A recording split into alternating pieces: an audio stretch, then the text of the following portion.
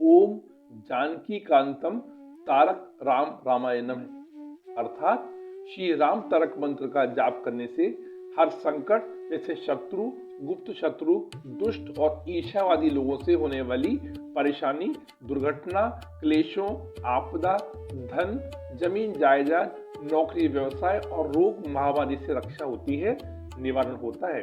श्री राम तारक मंत्र महाशक्तिशाली व तुरंत काम करने वाला है, जिसका उल्लेख श्री राम रहस्य उपनिषद जैसे प्राचीन ग्रंथों में मिलता है।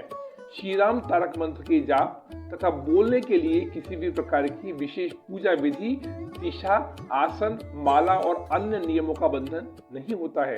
श्री राम तारक मंत्र स्वयं सिद्ध है, जिसका जाप भक्ति और श्रद्धा पूर्वक करने से प्रचंड ऊर्जा और शक्ति का निर्माण होता है तथा जप करता लाभान्वित होते हैं। बंधुजनों, आज के इस सत्र में हम सहृदय राम नाम की व्याख्या के साथ यह जानने का प्रयास करेंगे कि श्री रामचरितमानस में किस महत्वशाली नाम और शब्द की आवृत्ति कितनी बार हुई है। हमारी आपसे करबद्ध निवेदन है, कृपया कर वीडियो को अंत तक श्रवण कर लाइक, सब्सक्राइब तथा शेयर कर अनुग्रहित करें। ब्रह्म रामते नाम बड़ वरदायक वरदानी, रामचरित सत्यकोटि मह लिए महेश जिए जाने। अर्थात राम नाम निर्गुण ब्रह्म और सगुण राम दोनों से बड़ा है। ये वरदान देने वालों को भी वर देने वाला है। शिवजी ने श्री रामचरितमानस के इस रहस्य को मन में समझकर ही 100 करोड़ श्लोकों में से चुनकर 2 करोड़ के इस राम नाम को सार के रूप में ग्रहण किया है। बंधुजनों, 2 अक्षर का राम नाम एक महामंत्र है, जिसका मात्र जाप करने से मनुष्य को समस्त दुखों से मुक्ति प्राप्त होती है। जहाँ तैत्तरीय आरण्यक नामक ग्रंथ में राम शब्द का अर्थ पुत्र बताया गया है, वहीं ब्राह्मण संहिता में सभी जगह रमा हुआ तत्व अर्थात राम वर्णित किया गया है। यदि राम नाम का संधि विच्छेद किया जाए तो अर्थ निकलता है रै प्लस आ प्लस मैं। अर्थात रै का अर्थ है रसातल, आ का अर्थ है आकाश तथा मैं का अर्थ है मृत्युलोक। अर्थात जो पाताल, आकाश और धरती का स्वामी है वही राम है। बंधुजनों, तो आइए हम ये जानने का प्रयास करते हैं कि रामचरितमानस में किस महत्वशाली नाम और शब्द की आवृत्ति कितनी बार हुई है। भगवान राम विष्णु जी के 7वें अवतार हैं। रामचरितमानस रचना के समय तुलसीदास जी की उम्र लगभग 77 वर्ष की थी। रामचरितमानस की रचना में 2 वर्ष 7 माह 26 दिन का समय लगा था और तुलसीदास जी ने इसे संवत 1633 के मार्गशीर्ष शुक्ल पक्ष में राम विवाह के दिन पूर्ण किया था। रामचरितमानस में 1443 बार राम शब्द और 147 बार सीता शब्द आया है।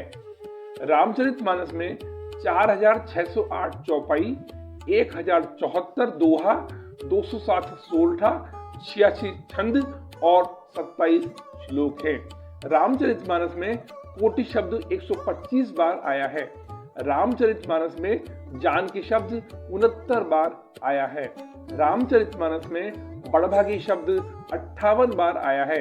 रामचरितमानस में वैदेही शब्द कुल 51 बार आया है। रामचरितमानस में मरम शब्द 40 बार आया है। रामचरितमानस में मंदिर शब्द 35 बार आया है। श्री रामचरितमानस में एक बार शब्द 108 बार आया है। 10,000 साल तक अयोध्या में राजा के रूप में राम को ही नियुक्त किया गया था। रघु राजवंश के गुरु महर्षि वशिष्ठ ने राम नाम दिया था।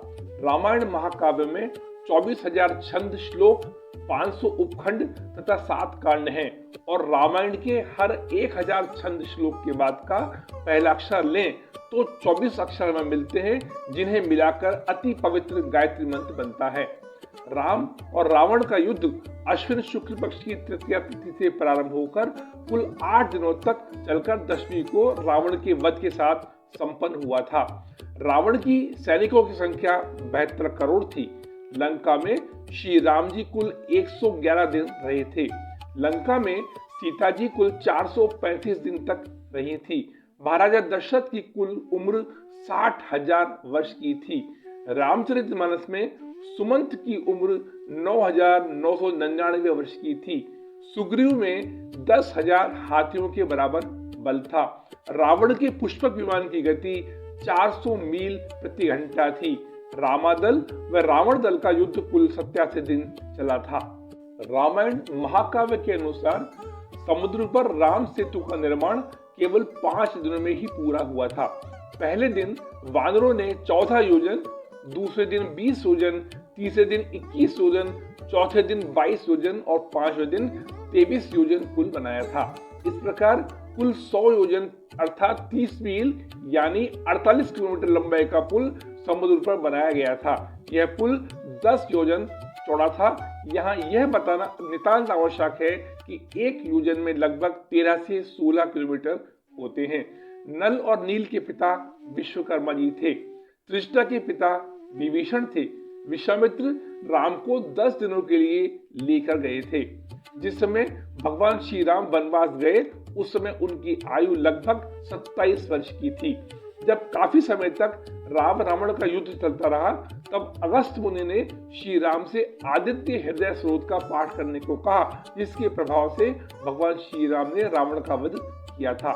अष्ट चिरंजीवी यानी 8 पात्र जो हमेशा जीवित रहेंगे हैं अश्वत्थामा, बलि, वेदव्यास, हनुमान, विभीषण, कृपाचार्य, परशुराम और ऋषि मार्केंड जो अल्पायु थे, जिन्होंने महामृत्युंजय मंत्र की रचना की और तप कर शिव जी को प्रसन्न किया।